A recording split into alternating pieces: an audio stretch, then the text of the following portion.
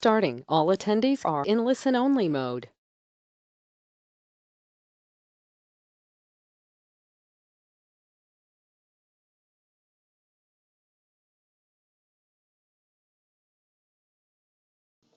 Hello, everyone, and welcome to today's SANS webcast, updated for 578, Training for Security Personnel and Why Intelligence Matters to You. My name is Carol Auth of the SANS Institute, and I will be moderating today's webcast. Today's featured speaker is Robert M. Lee, SANS instructor and course author. If during the webcast you have any questions for our presenter, please enter them into the questions window located on the GoToWebinar interface at any time. Please note that this webcast is being recorded, and a copy of the slides and recording of this webcast will be available for viewing later today and can be found on the SANS registration page. And with that, I'd like to hand the webcast over to Robert. Thank you so much. All right, and thank you everybody for joining me. Awesome opportunity to come on and talk about the updates we've made to Forensics 578. So my name is Rob Lee. There are two Rob Lees at SANS. I always feel I have to start off with that at a SANS conference and webinars. The other Rob Lee leads up the curriculum. I am the lead author of the Forensics 578 course, which is on cyber threat intelligence. It has turned into one of our more popular courses at SANS, and we just launched the certification with it as well, the GCTI. So what I wanted to be able to do today is come on to the webinar and tell you all about the updates we've made, and also just in general why intelligence matters to you. So instead of just saying, hey, look, we've got some new labs, it's exciting, let me walk you through really what intelligence is about, seeing how there are a lot of misconceptions about this, and really also tell you what we made the changes for. And so I'll start with that first one about needing this type of training. So it's in the forensics curriculum, and that has guided a lot of questions over the past couple years running this course on, well, is this meant for instant responders? And my answer to folks, and the alumni of the course can vouch for this, is that it's actually just meant for security personnel in general. The course takes a different approach than just about any other training you've been to. Actually, most of us have been to some sort of technical training before, where we learn how to leverage tools, get better with tradecraft, and take and polish skills that we have to be more effective at our jobs. It's actually what SANS has been famous for, is becoming very technical and helping folks achieve better work and better roles inside their company through really good technical skills. Forensics 578 is different in the sense that even though it's technical and even though we still do hands-on labs, it's much more actually about structured analysis training and very much structured analysis and intelligence training. It's not about learning how to use a tool and applying it, or what tools are best for what situations, but instead it's just about seeing the world a little bit differently and being able to dissect complex scenarios, especially when they deal with adversaries of any sort, not just nation states, not just funded groups, but cybercrime, hacktivists, whatever it might be. Any type of complex scenario that we're faced with, we all need to apply analysis. And this actually goes for when you're not dealing with adversaries, but maybe you're a red team member and you're trying to come up with realistic scenarios to emulate to test out your defenses as well as your personnel, and making sure that you're applying a real red team school of thought instead of simply just pen testing architecture, which, although is valuable, is obviously a lot different than a red team mindset. So this course, and again, what makes it sort of stand out is it's much more about analysis and looking and taking advantage of the world differently and fleshing out those analyst skills. I often find that many of us call ourselves analysts, but actually haven't really been to structured analysis training before, been very technical in nature. And ultimately, what we really want to get out of intelligence is some core simple things, including getting ahead of the adversaries. I think one of the unfortunate realities of the industry is we are constantly barraged with misconceptions. Oh, well, the offense has the upper hand, and they only have to get it right once, and defenders have to get it right all the time, and oh, woe is me, defenses, it's too difficult. And that's simply not the case. Actually, although defense can be difficult, and there are plenty of difficulties out there, defenders have a lot of advantages. And knowing how to take advantage of those, especially in the face of adversaries, is where intelligence positions us very well. So in this, what I want to go through in the first couple slides is just an understanding of some of the core concepts in the Forensics 578 course, and then how you can leverage these. Even though I'm telling you today about the Forensics 578 course, I don't want to just have this be a product pitch. I want to instead tell you some of the things that you're going to learn, and more importantly, go ahead and use this platform as an opportunity to educate you on some topics that even if you don't come to the class, you should be thinking about these things and leveraging them for success in your environments. So the first one is simply on threats. And I think this is where one of our first misconceptions really occurs. Many, many organizations view vulnerabilities and malware as the threat, and that's simply not accurate. The real threat is the human adversary. Vulnerabilities might represent one type of opportunity in your environment available to threats. Malware might represent one type of capability, but the actual sort of totality of that is the human adversary leveraging capabilities and opportunities, and understanding who in the world and really the type of tradecraft that's applied to actually come and target you, who in the world is interested in doing so, and what kinds of threats would you have to reasonably deal with. That's that hostile intent. And really where we need to understand is my threat model, is my view of the world, is it dictated by every single threat out there? Because if I'm trying to reduce the risk associated with every single possible threat out there, I'm probably not going to be very successful. But if I can understand what my real threats are and reduce the effectiveness of the capabilities and reduce the opportunities that they have to do harm to me in my organization, I can actually be fairly successful. I can prioritize my resources and gain knowledge that I need to stay ahead of those adversaries. And the second misconception I usually inform folks about is we have a real data fanaticism in the community. I'm sure many of you are used to hearing about information sharing and almost to the point of it being preachy, where people will say, oh, well, if we just shared technical indicators across organizations more effectively, we would be secure. And I take real offense to that and would note that that's typically not true at all.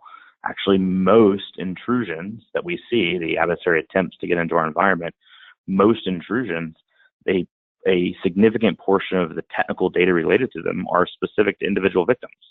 Now, key indicators or the types of data points that might actually be consistent across intrusions, those are good to identify. But more and more, we're seeing very tailored intrusions towards victims, where simply sharing IP addresses and MD5 hashes and things like that is not appropriate. It might not just be enough.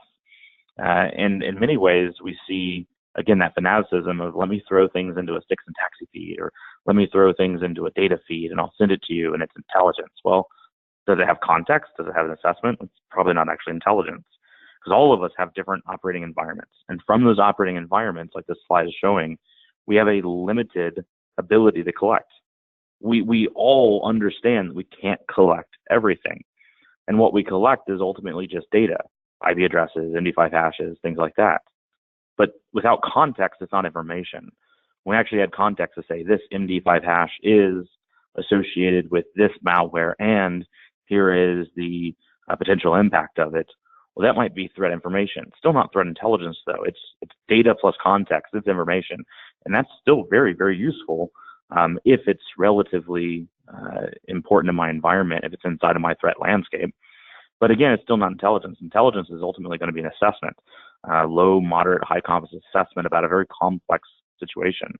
And many times, most organizations just want information, and that's okay.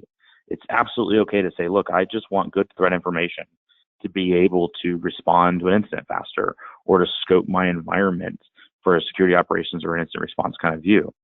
Whereas intelligence takes more time, and I usually have to put a lot more data and information into getting good intelligence. Well, all these things can be important, but understanding the limitations of each, the resource costs associated with them, and how to get them is going to be critical to us. I often tell people real information sharing is organizations sharing their best practices and saying, look, we were targeted by a threat group, and here's how we dealt with it, and here's the lessons learned we had, and here's what we didn't do well at, and here's what we could have done better, and here's how we solved it. And you know what? There was also cultural challenges internally, and it was hard for us to get management level buy-in. So we decided to do these things instead and tell our story a little bit differently, and here's how we saw success. That's better information than an IOC or an indicator of compromise. I would say, again, indicators of compromise and indicators can be valuable, but they're actually a really horrible detection source. We'll talk about that a little bit later. But of course, really when it comes down to it, in the classic kind of view of the intelligence lifecycle, is intelligence is really just about gaining knowledge about the adversary so long as it meets a requirement. And I think this is where many, many people falter. You have to have requirements to actually dictate what you're trying to do. You can't just go look at captures on the network and look at logs and say, okay, well, I'm going to just synthesize a bunch of stuff and eventually magic is going to happen and it's going to be intel. It's just not going to work. You've got to have some sort of plan and direction, which is going to guide how you collect, which is going to guide what you need to do to actually exploit that data into information and finally analyze the right information for intelligence and then disseminate it. Right earlier when I was talking about the sort of fanaticism around information sharing, most companies want to skip to that step, dissemination, but they don't ever actually go through the planning, collection, processing, and analysis. So they're really looking at the last step and not doing all the groundwork, which of course limits the effectiveness of real intelligence. So every organization, and again, one of the things I want you to leave with from this webcast is every single organization has their own operating environment and they have their own specific intelligence requirements or opportunities to create intelligence requirements that actually drive the business and the entire security organization. I think intelligence is so fascinating because it has massive opportunities for change. It can change the entire way we're structuring security, the entire approach we're taking, everything from our architecture to our passive defenses like our tools to when we get into active defense and have human operators defending the systems and doing incident response and security operations. It drives change at the board level when done correctly. But we all have bias. And this is another thing that we focus on in the class that I think is a useful takeaway from this webcast, is that as people, we are biased. And it's okay. It's actually one of the core things that makes intelligence a human process is the fact that we do have biases. But we need to limit our biases. As an example, I'm originally from Alabama. I joined the U.S. intelligence community. After doing that, I founded a company where we focus on industrial security threats. That's a lot of bias. The way that I look at the world is different. So when someone asks me, well, did North Korea do this for this reason? Like, what was their intent? I'm like, well, what do you mean? Well, did North Korea intend to do this? I don't know. I can give you an assessment based on available data, but I've never been a North Korean operator, or not in this point in time, right? So even if you have been a North Korean operator, at a specific point in time is my point there, where even if, so when I say I used to be in the U.S. intelligence community, I left in 2015. So I don't even know what they're doing now. Things change even just temporally. And so I'm not in the best position to answer those kind of questions, but I can give assessment. Intent of an adversary is actually one of the most difficult intelligence requirements to satisfy. But we all have bias. And understanding that and learning how to reduce that bias can get us to a good place. As an example, in a perfect world, a North Korean operator, a Russian cyber operator, and a U.S. operator could sit down looking at the same data sets and come to the same conclusion. The reality of the situation is they won't because of bias, but intelligence is supposed to help us look a little past that bias. So here I have one type of bias that inflicts the industry on a regular basis, and it's that field of view bias. Of the 320 or so known activity groups around the world, and these are numbers originally from the Microsoft intelligence team, but of the 320 or so known activity groups, it's estimated that only about 60 ever operate in your given region. So what that generally means is, why don't we see more Pakistani-based national cyber threat teams? Well, because I'm not working in an Indian company, and I would expect there to be some geopolitical conflict, some national espionage, and likely regional activity going on. Okay, well, why don't we see more and more US-based operations targeting Canada and the UK? Well, because if I was probably where the data was, maybe in Russia, China, Iran, North Korea, I'd probably have a better vantage point of collecting adversary operations of US-based teams, right? And so it's a field of view issue. I love industrial control systems, the type of systems that operate power grid water filtration units, oil and gas pipelines. One of the reasons I love them is they have a completely different threat landscape than the IT industry. The types of threats targeting water facilities in the southern part of the United States are not the same type of threats that you're seeing inside of a bank in New York. So we tend to view the world through that lens, that bias from collection. And so we think, here are the adversary attacker methods. Here's the top 10 things you should do related to security threats. Well, those might be the top 10 things or top 20 critical controls, security in general. But what are your 4 top things based on your threat landscape and the adversary tradecraft you're seeing? Now, to extract out one more thing, and we'll cover this topic a little bit more in depth, but what if I see a Pakistani-based team targeting an Indian energy company? I'm going to say that the indicators of compromise and the technical data points are probably useless for that bank in New York. Probably not going to be really anything valuable there. But the methods and the tradecraft and the way the adversary broke into those networks, that tradecraft might be something that, even if it's not the Pakistani-based team, that other adversaries use similar tradecraft. So learning from all of the other sources of collection and analysis can still be very, very valuable to security. It still might even help us structure resources differently. But we're going to prioritize that knowledge instead of just that technical data set. But again, we all have biases. So here's a couple common informal fallacies that occur that I think all of us have been subjected to at one point in time. My first one that I always highlight is the appeal to stone. It's the idea that you take a claim and just dismiss it as absurd without any proof to dismiss it. Somebody says something that might be worth checking out. Somebody might say something that is a decent hypothesis, and you just go, and you have somebody on the team who just goes, oh, no, that's absurd. Well, it's absurd to think the U.S. would compromise an allied government. Let's move on. Well, why is it absurd? Let's challenge these things. Security folks tend to operate a little too much with belief structures. One of my good friends, Sergio, worked with him for years in Intel. I love his quote where he says, belief is for religion, not intelligence analysis. Right? We have assessments. We rank evidence and facts and try to make analytical leaps off of that to come up with an assessment about a situation. We don't believe, we believe the U.S. wouldn't do this. No, let's think about it. Would they? Could they? What would be the impact? What about arguments from silence? You accept a conclusion due to lack of evidence against it. Well, I have proof it wasn't the UK government, and I have no proof it wasn't Germany, so I assess it was the Germans. No, that's absurd, right? That is silly to just come up with a conclusion based on a lack of evidence against it. You might have no proof, or you might have proof that it wasn't the UK, but there are more than just 2 countries out there. There are more than just a couple adversary groups. Now, this doesn't always have to be national level attribution. That's not the point.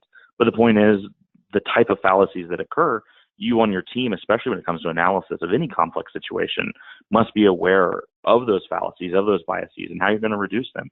Because if you don't, it can destroy morale and it can destroy your security efforts pretty quickly.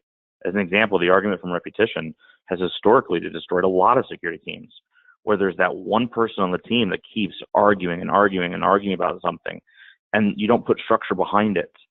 And at the end, you just accept the conclusion and fine, whatever, we've been here for 5 hours, Iran did it. Well, that's not the right way to go about things. And that person that keeps talking over others and arguing from repetition might actually end up being silencing to other good analysts that you need to hear from and consider in your day-to-day lives.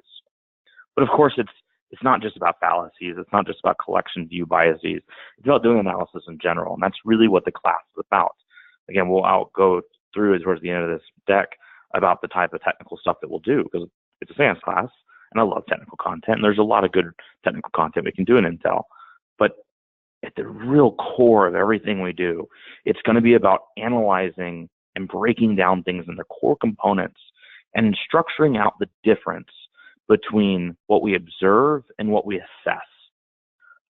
I can observe as a fact that system was compromised and had a specific type of malware loaded onto it.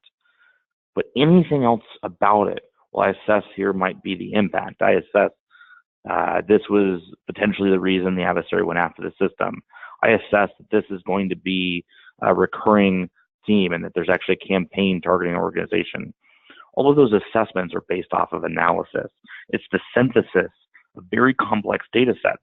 Instead of just saying, okay, I blocked the phishing email, we're good. Well, hold on now. Was there an adversary campaign forming? Are they going to try other methods? Well, we blocked the phishing email, but how else would they try to get back into our organizations? And what are we going to do about it? And this is, again, really where I think this class excels. And it's in helping and fostering those analytic judgments, not only through doing technical labs and doing technical content, but in really just having those kind of structured discussions and labs around analysis. As an example, Richard Shearer, a famous Intel analyst, specifically noted that analytic judgments, these things that we do, these conclusions that we reach after analyzing a situation, that we should understand what goes into them. I may not agree with your judgment. I may not agree with your assessment, but I should understand what went into it. I should be able to reverse engineer your assessment almost as if I was doing a forensics case and understanding the steps you took and the data that went into it. Instead of just believing anything or anyone, I should be critical, but I should be most critical on myself. I should very much be immersed in ambiguous situations, coming up with hypotheses about what's going on and testing them in structured ways. The analysis of giving a hypothesis is one very famous structured analytical technique that Richard Shearer introduced, but there are plenty more. So in section 5 of our class, which is day 5, we go through all sorts of fallacies and structured analytical techniques. But again, ACH is just one.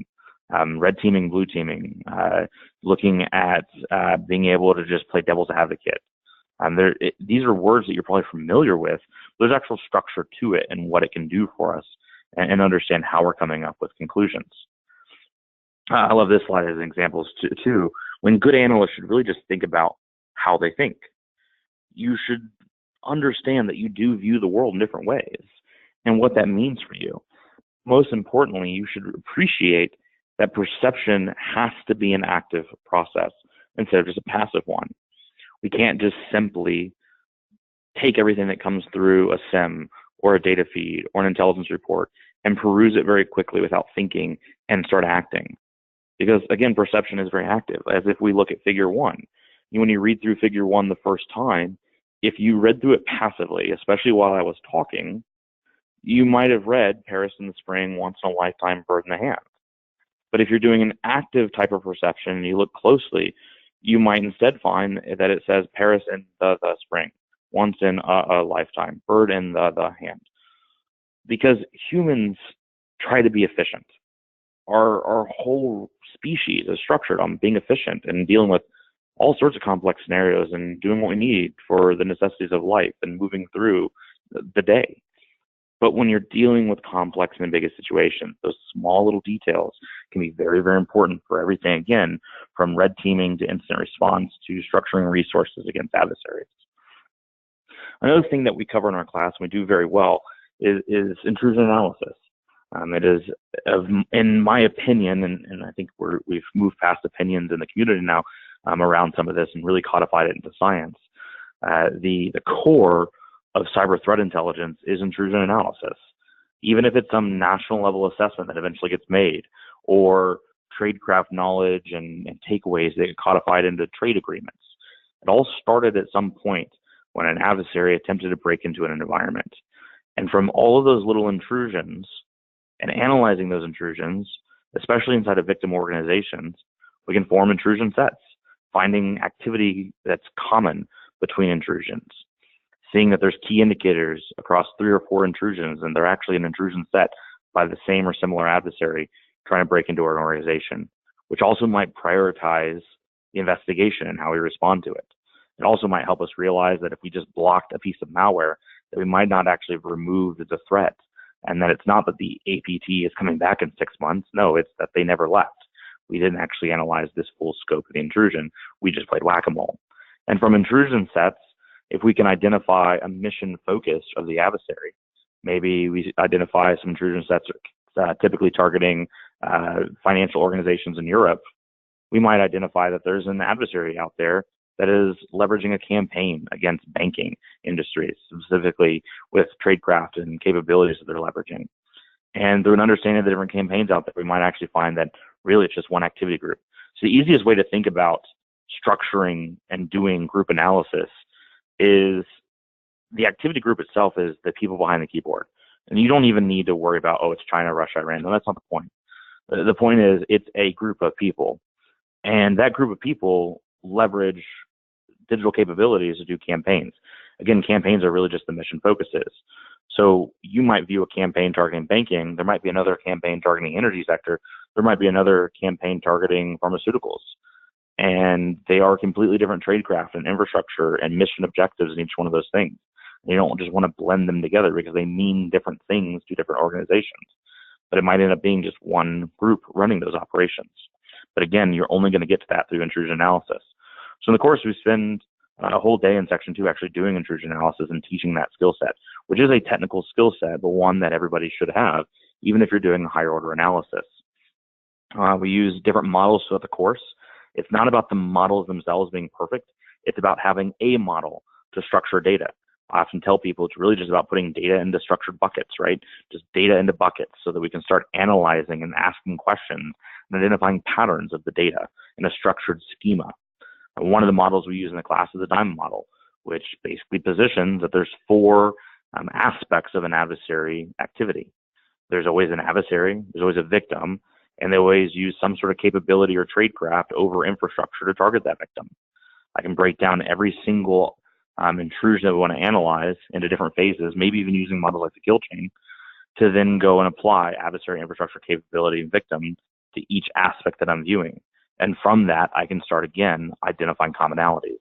If across multiple intrusions, I start identifying unique aspects of 2 or more of these things, I might start identifying that I have an activity group that I'm looking at. As an example, if I've got an adversary that keeps going after victims using a specific piece of malware and specific infrastructure or commonality in that infrastructure, well, then it might just be one activity group behind it. The malware itself is not unique enough to tell us that it's one adversary group. Malware sharing happens. The infrastructure alone isn't unique enough. The victims alone aren't unique enough. But if I get unique enough data sets and I have a 2+ kind of correlation here, I can come up with an activity group. But it shouldn't be general tradecraft. Oh, well, they use spear phishing. Well, so does everyone else. It should be things that actually help me delineate the difference in different intrusions. Here, I've taken a component from the SOCAC campaign, the SOCAC activity group rather, and noted that, well, the infrastructure pattern is that it typically mimics infrastructure related to defense conferences and specific to regional targets inside of those defense conferences. That the victims have typically been NATO, defense attaches, Eastern Europe, and journalists when they cover caucus issues and issues close to the interest of the Russian state. Consistent Russian language usage over 6 years, compile times worked in Moscow, regional themed emails, modular development framework for malware that they're using specific types of malware. And the interesting thing about this is any one of these things is not great evidence. Okay, so they use Russian language, so what? Well, that's not the point. They use Russian language in combination with all these other things. And you'll notice that I don't say, oh, this proves it's the Russian intelligence. No, that's not it at all. I might be able to say, though, that the activity group that we're watching, the activity group that we're doing intelligence on, is doing what we perceive to be in the interest of the Russian state. Actually knowing if it's Russia or not outside of a national security context probably doesn't actually help me. People very much overvalue attribution, but it's really not as powerful as people think it is. Getting it to an activity group and making up some name and understanding the interest that they might have, giving an assessment about those interests, that definitely matters. If I say that an activity group is operating in the interest of North Korea, it might be really important to me to understand the geopolitical tension between the country I live in and North Korea. It doesn't actually matter if it's North Korea. It could be Syria. It doesn't matter. As long as the things they are doing are motivated by what we perceive to be the interests of the North Korean state, our ability to do defense, our ability to understand patterns and recognize those patterns and understand things outside of networks and technical data and start factoring in analysis and geopolitical affairs, that can still give me an understanding of preparation and posturing. But when it comes to attribution, since that is always a topic, I want to note that there ends up being a little bit of disconnect in the community on what really attribution means and the different ways to do attribution. So I've got a paper about this coming out soon, but I went ahead and included it in the course. And it's my position that there are 4 ways to get true attribution. I define true attribution as understanding it is, the Chinese 3PLA, or it is the Russian state that orchestrated this, or it is the US NSA that did this. True attribution. And any one of these things is an interesting field in itself. You might have adversary admission. We've seen this before. When Israeli generals have retired, we've seen them take credit for operations they've ran before. So that's decent attribution. Leaks. The Snowden leaks and all sorts of other leaks that occur have absolutely provided some aspect of attribution to various operations that were run. Direct access. This is your typical intelligence programs run by NSA, GCHQ, GRU, PLA.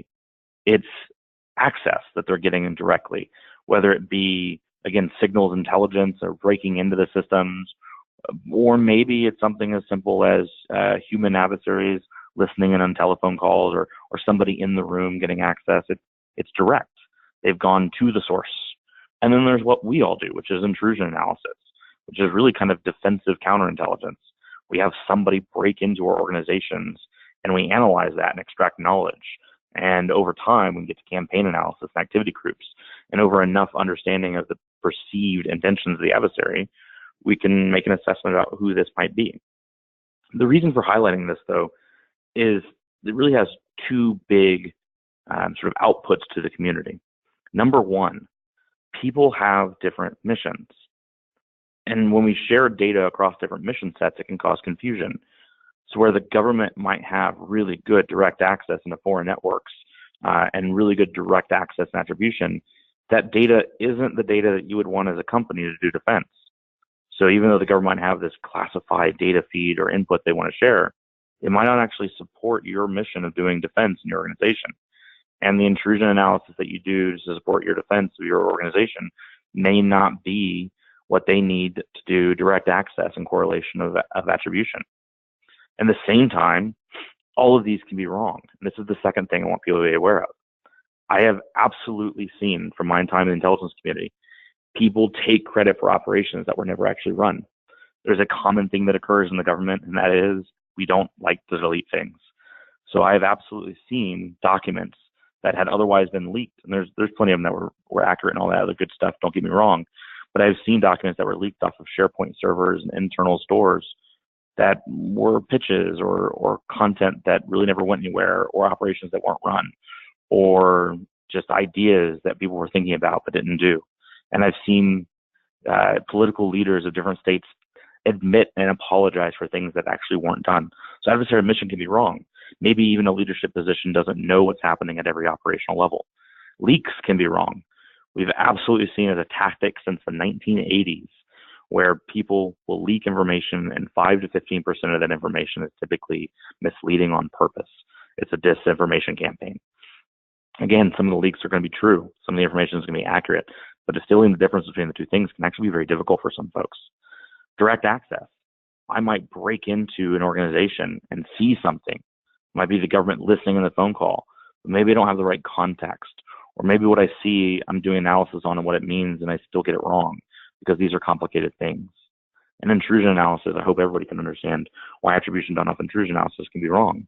I have field of view bias. I have my own biases. It can lead to different things. So my recommendation, generally when organizational and true attribution, is you need 2. You got to have 2 of these things. And that can be very difficult. I actually advise most organizations, and I spend a little bit of time on day 5 going through attribution just to show folks how difficult it can be with a very low return on investment for most folks. I want you to know how to do it in case you need to, but also understand it's a very high cost when most of the time what most security personnel want is defensive data. It's to generate intelligence requirements and understand how to defend their organizations.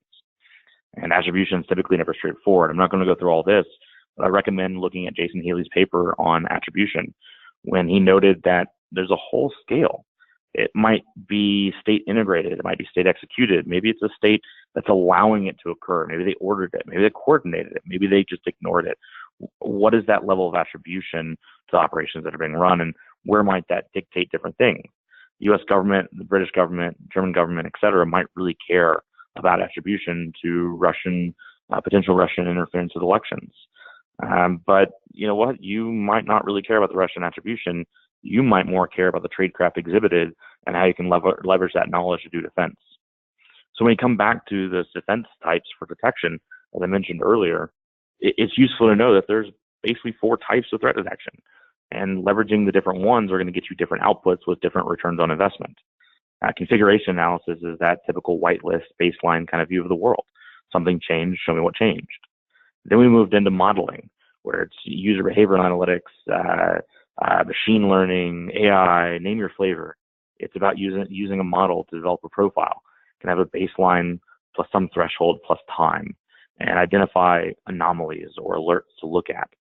Well, both of those are an environmental-based view, and both of those can be extremely useful. But the problem, of course, with them is they don't have context because they're not based off the threats.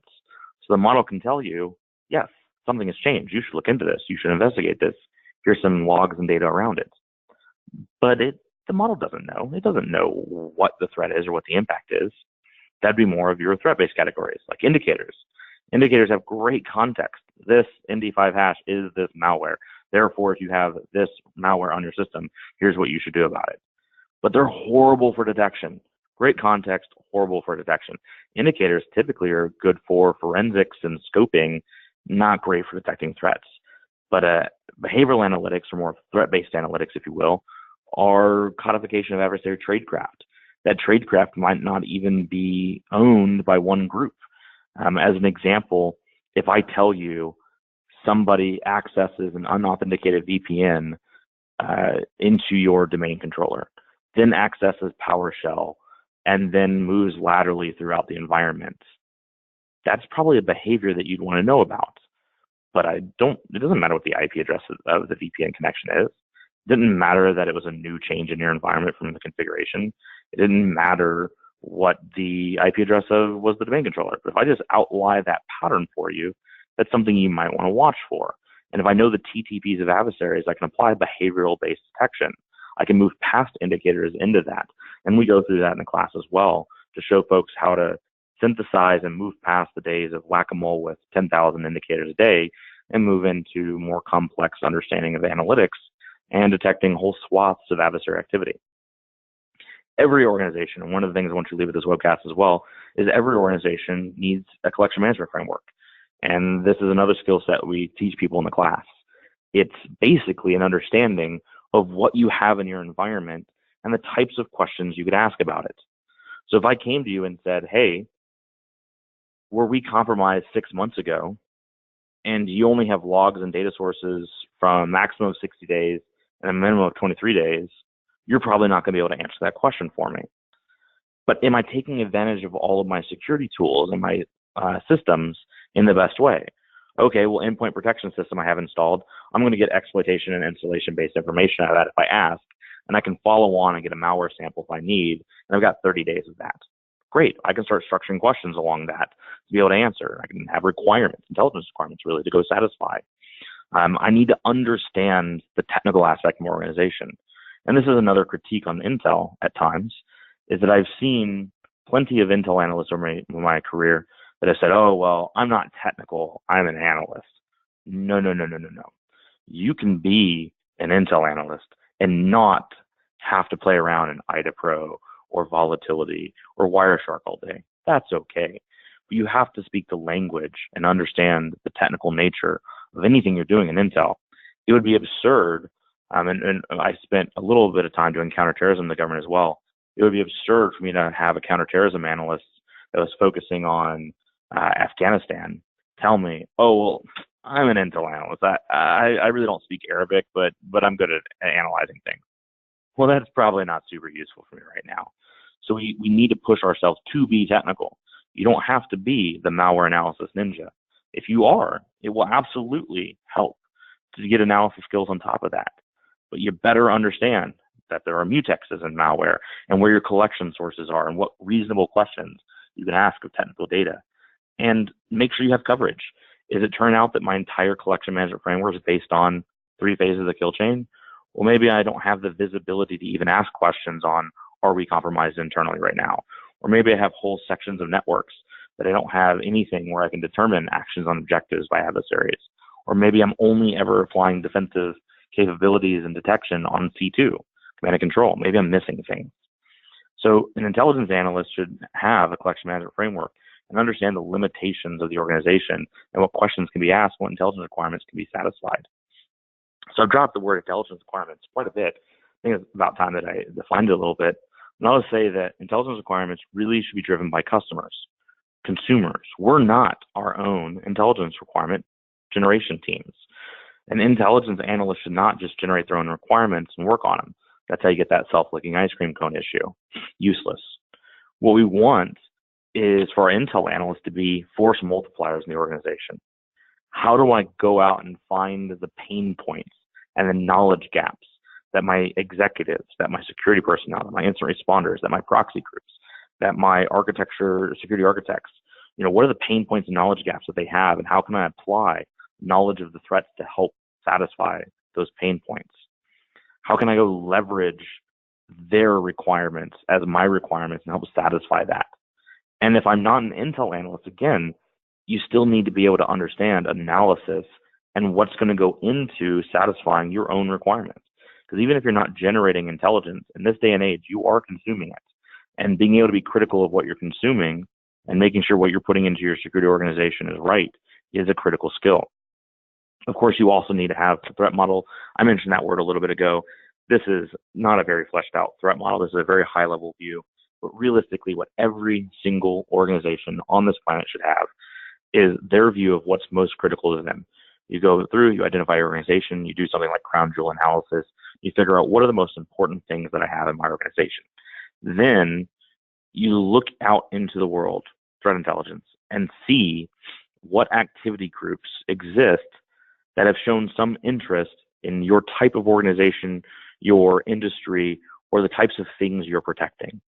And you apply knowledge about the tradecraft that they have exhibited and measure that against yourself.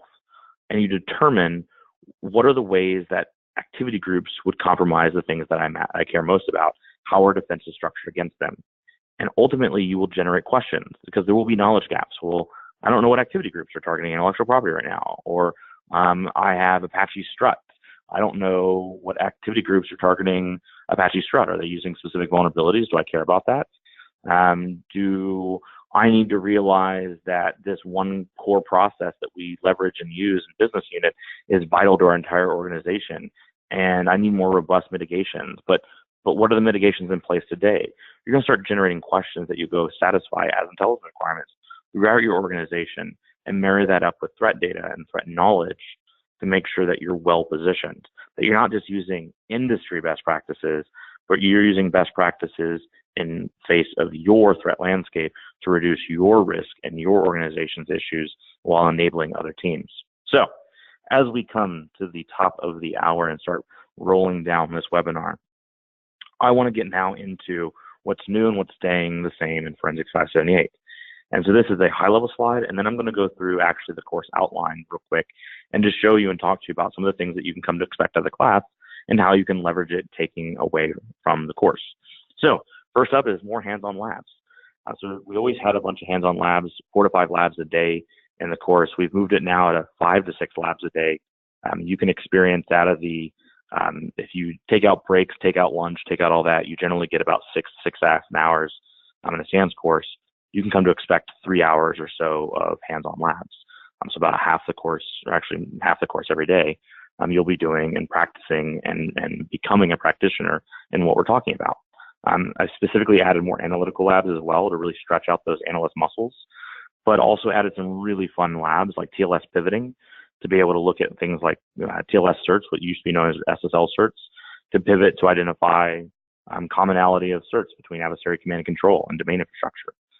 Added a lab on MISP. MISP has become more and more popular as a threat data sharing platform. So how can you leverage it more appropriately? Added that technical lab in. Added a day 5 capstone exercise, which I'll talk about in a little bit, which is a very hypercharged political kind of scenario specifically to flesh out those biases and have you leave the class better understanding yourself and really approaching those skill sets. I also will note that the skills are for every level of analysts. And this is where it can be a little bit confusing at times. This is a 500 level SANS class. It is technical in nature.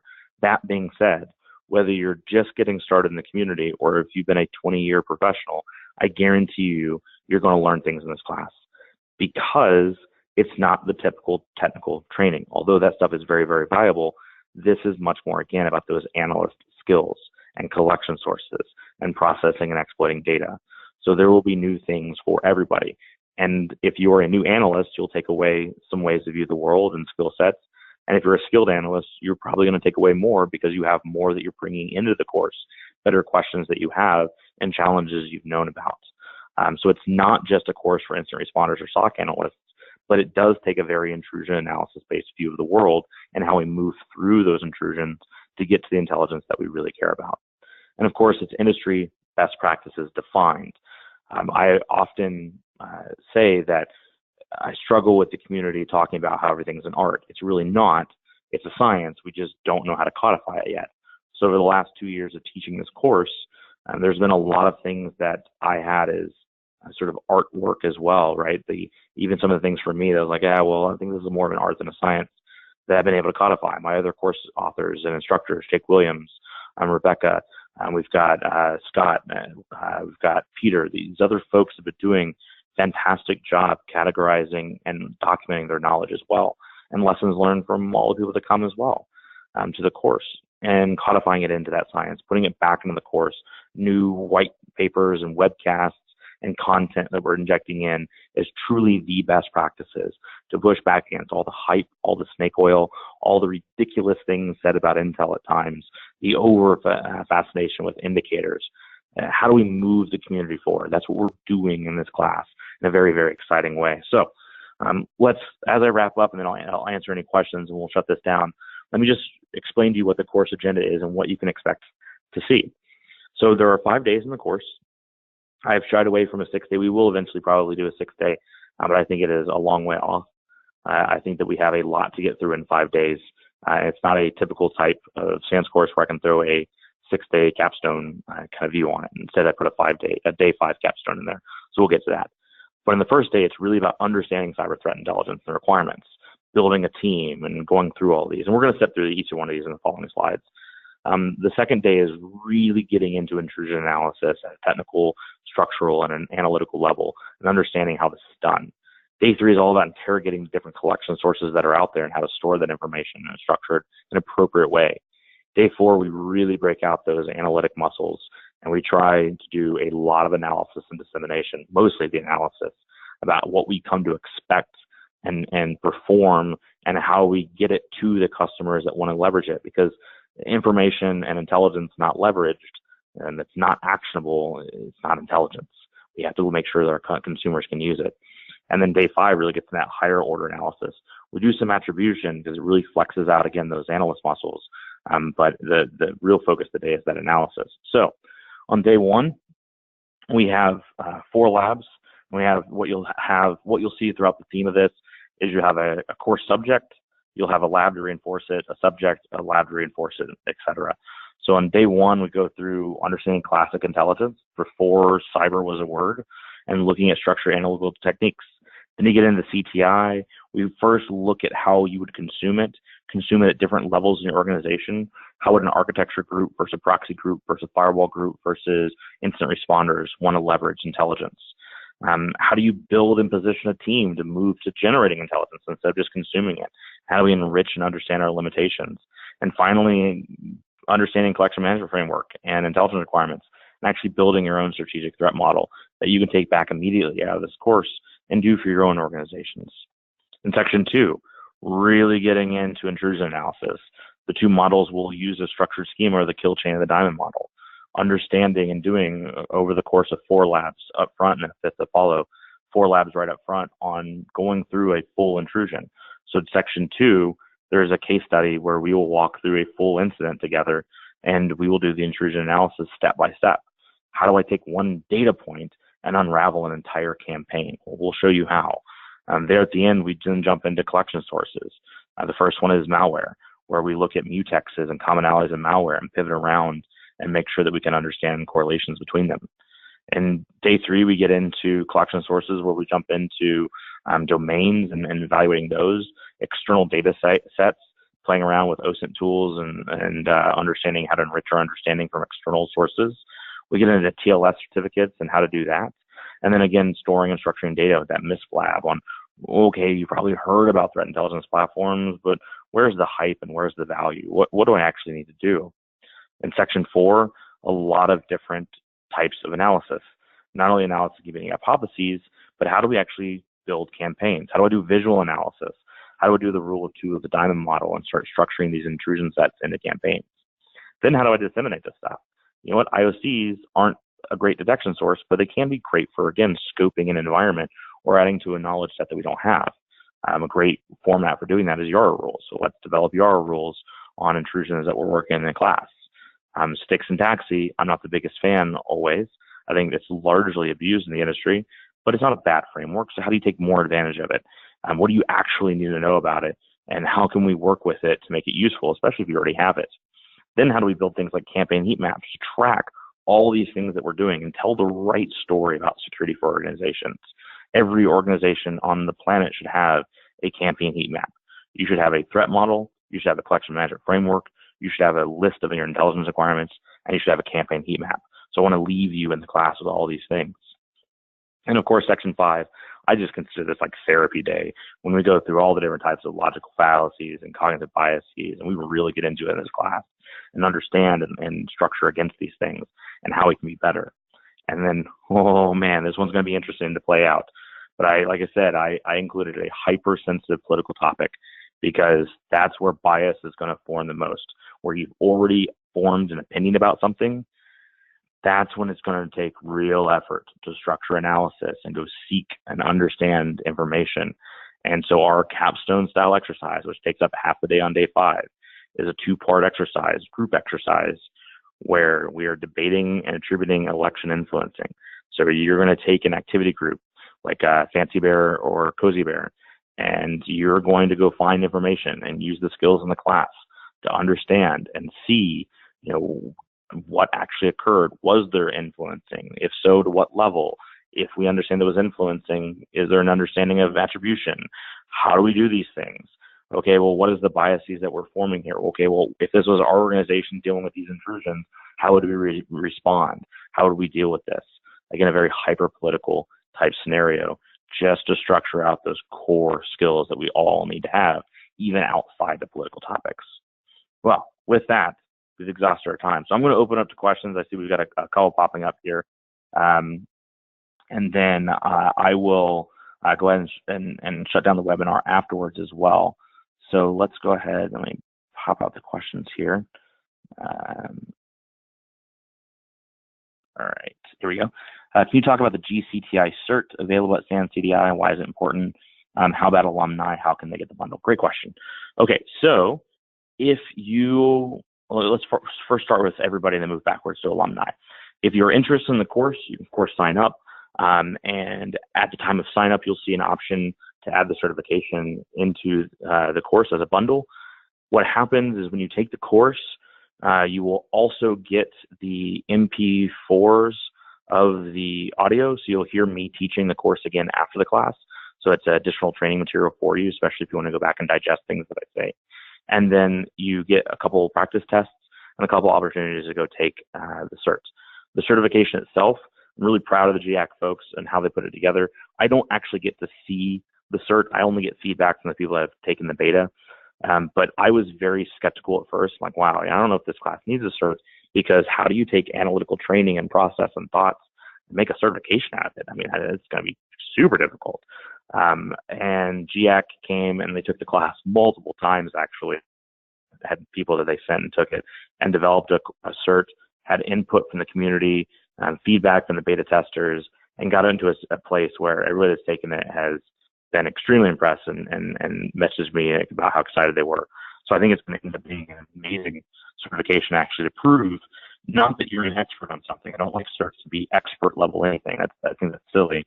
But to prove that you understand intelligence analysis, to prove that you can perform intrusion analysis in complex scenarios. That's pretty awesome. If you're an alumni, you do get the opportunity to take the cert as well as if it was bundled. So in other words, if you took the course before there was a certification, you're going to have an opportunity to sign up for the certification. I think it's within like the first 2 months after it launches in December that you have to do that. I'm going to check with GAC to make sure, but you can sign up for it and still get the discounted rate as if you had bundled it together. You can always sign up later, but that is where you can get the discounted rate. So a question here on examples of intelligence requirements. Specifically, an example of intelligence requirements starting up a CTI program, particularly for higher ups that are new to onboarding and CTI. Well, great question.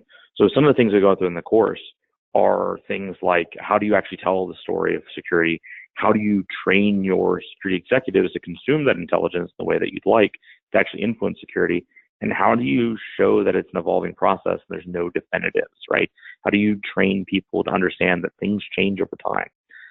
So when we're looking at intelligence requirements for starting up a CTI program, your first couple intelligence requirements are going to be those basic things that I mentioned.